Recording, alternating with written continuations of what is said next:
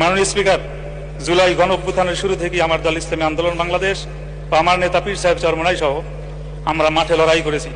নানা কারণে অনেকেই যখন দলীয় ব্যানারে এই অভ্যুত্থানের সাথে সম্পৃক্ততা ঘোষণা দ্বিধান্বিত ছিল, তখন আবু সাঈদের শাহাদতের পরে আমার নেতা পীর সাহেব চরমনাই হত্যাকারীদের প্রতি রাজপথে গর্জে উঠেছিলেন, ওই নরপিচাস আমার সন্তানের বুকে গুলি করলি কেন। 4 আগস্ট থমথমে পরিবেশের মধ্যে জীবনের ঝুঁকি নিয়ে মুফতি সৈয়দ মোহাম্মদ ফয়জুল করিম শাহেখের চেয়ারম্যানের নেতৃত্বে আমরা রাজপথে ছিলাম এবং শাহবাগে অবস্থান করেছিলাম। মাননীয় স্পিকার, ব্রিটিশ বিরোধী সংগ্রাম থেকে শুরু করে 52 ভাষা আন্দোলন এবং আমাদের মহান স্বাধীনতা সংগ্রামের সকল শহীদ অংশগ্রহণকারীদের প্রতি আমার দলের পক্ষ থেকে শ্রদ্ধা ও সম্মান জানাচ্ছি।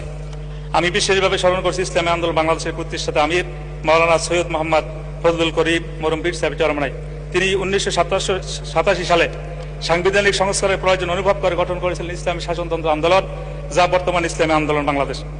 মাননীয় স্পিকার, রাষ্ট্রপতির ভাষণ একটি সাংবিধানিক বাধ্যবাধকতা ও সংসদীয় রীতি, কিন্তু বাস্তবতা আমরা সবাই জানি রাষ্ট্রপতি মন ও প্রাণ ও কার্যক্রমে একটি ফেসিবাদী শাসনের অংশ ছিলেন, যে ফেসিবাদের উৎখাতে হাজারো প্রাণের রক্ত উৎসর্গ করতে হয়েছে। গণ অভ্যুত্থানের মাধ্যমে উৎখাত হওয়া ফেসিবাদের অংশ যে রাষ্ট্রপতি, তিনি ফেসিবাদের উৎখাতের ফলেই গঠিত হওয়া সংসদে ভাষণ দেওয়া জুলাই গণ অভ্যুত্থানকে অপমান করার শামিল। তিনি যখন ভাষণ দিয়েছেন তখন আমরা ওয়াকআউট করেছিলাম। আজকে রাষ্ট্রপতির ভাষণের উপর আলোচনা শুরুতে আমি সংসদে তার ভাষণ দেওয়ার বিষয়ে প্রতিবাদ জানাচ্ছি। মাননীয় স্পিকার, রাষ্ট্রপতির ভাষণ সরকারি দলের স্থিতি ও তাদের অতীত সাফল্যের বর্ণনা, আগামীর প্রতিশ্রুতি সমন্বিত একটু উপস্থান, যা সরকারি দল কর্তৃক লিখিত হয়। রাষ্ট্রপতির এবারের ভাষণও এই সত্যের কোনো অন্যতা হয় নাই। মাননীয় স্পিকার, রাষ্ট্রপতি তার ভাষণে পতিত সরকারে বারংবার ফেসিবাদী শাসন বলে অভিহিত করেছেন। এজন্য তাকে আরেকটি ধন্যবাদ দিতে চাই। তিনি এটা মন থেকে বলেছিলেন কিনা জানি না, তবে তার মুখে বারংবার আলোচনা শুনতে আমাদের ভালো লাগছিল। তবে মাননীয় স্পিকার, তার ভাষণে জুলাই ঘোষণা, জুলাই সনদ নিয়ে কোনো কথা নেই। সংস্কার কমিশন গঠনের কথা আছে, কিন্তু সেসব কমিশনের প্রস্তাবিত এবং দেশের সকল রাজনৈতিক দলের স্বাক্ষরিত জুলাই সনদে বাস্তবায়নের ব্যাপারে কোনো কথা নাই। এই বিষয়টি আমাদেরকে হতাশ করেছে এবং সত্য হলো প্রস্তাবিত সংস্কারগুলো না হলে বাংলাদেশ আবারও স্বৈরাচার ও ফেসিবাদ ফিরে আসার আশঙ্কা রয়েছে। তাই দেশের স্বার্থে জুলাই সনদের সংস্কারগুলো সম্পন্ন করতেই হবে। একই সাথে সংস্কার প্রস্তাব গণভোটের মাধ্যমে জনগণের রায় পরিণত হয়েছে।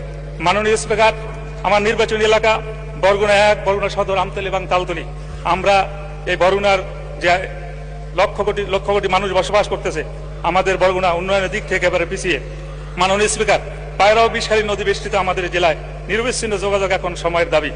জনভোগান্তি লাগবে, এই রুটে দ্রুত একটি আধুনিক ফেরি সার্ভিস চালু করার জোরাল দাবি জানাচ্ছি।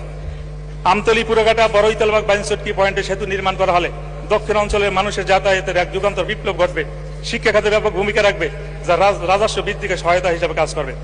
মাননীয় স্পিকার, তালতলী উপজেলা